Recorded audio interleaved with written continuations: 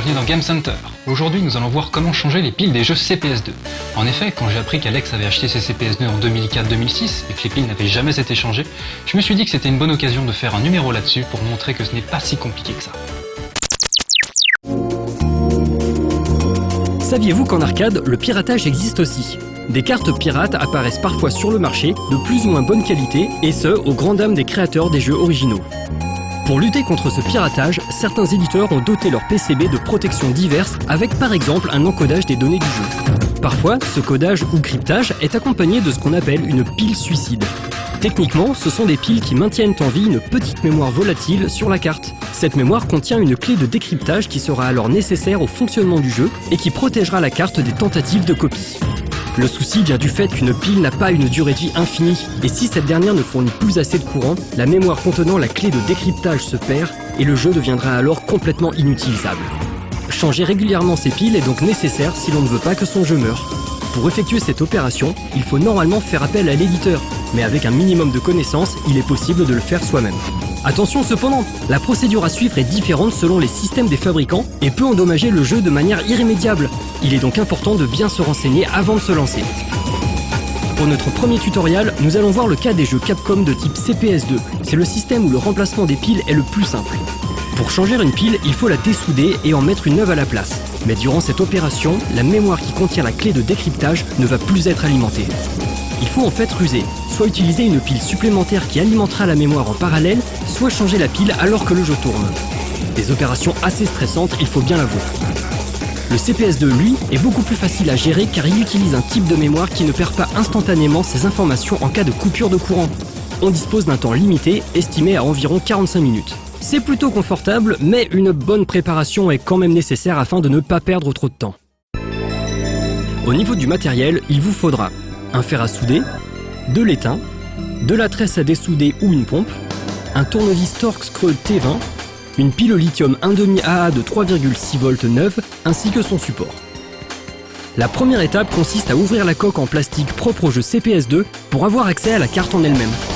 Si le seau métallique Capcom est toujours là, il faut utiliser la manière forte et l'attaquer avec un foret à métal. Dévissez les 4 vis présentes sur le jeu.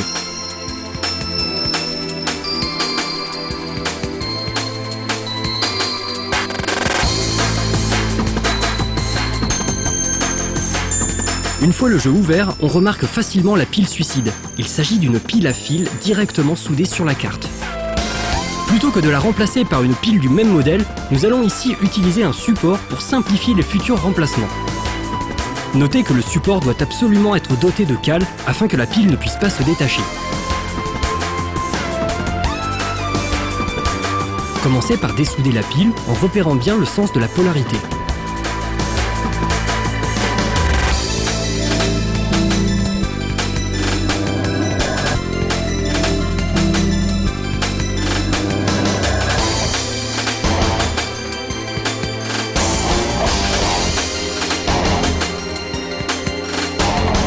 Coupez les fils à la bonne longueur, dénudez-les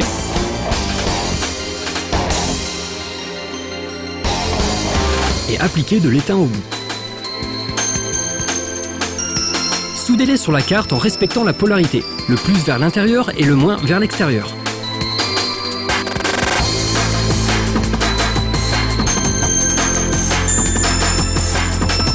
Vérifiez vos soudures et fixez le support de pile avec du bon scotch double face.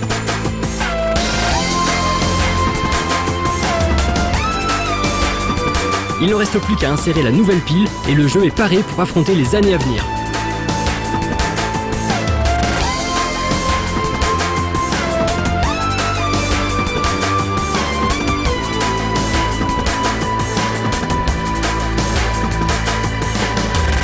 N'oubliez pas de noter la date du remplacement, car cela donne un indice quant à l'usure de la pile. Elle est en effet censée tenir 5 ou 6 ans, mais il faut savoir que quand un jeu est en marche, la pile n'est plus sollicitée. Un jeu qui sert beaucoup aura donc une durée de vie supérieure. Si vous achetez un jeu CPS2 et que vous ne savez pas de quand date la pile, ayez donc le réflexe de la changer tout de suite. Cela ne coûte pas bien cher, ne prend pas beaucoup de temps et permet de jouer serein. Voilà, je précise que cette technique n'est valable que pour les jeux CPS2 classiques. Les black versions avec carte mère intégrée se gèrent différemment. Et si malgré ce tutoriel, les piles suicides vous rebutent toujours à acheter un jeu CPS2, sachez qu'il est toujours possible de le faire phénixer. Cette opération, effectuée par un Finlandais nommé Razula, permet de ressusciter et surtout de les rendre immortels. Ceci dit, le jeu n'est plus un original à 100% du coup, et cela peut occasionner de très longs débats. Sur ce, rendez-vous dans 2 semaines pour le prochain numéro de Game Center.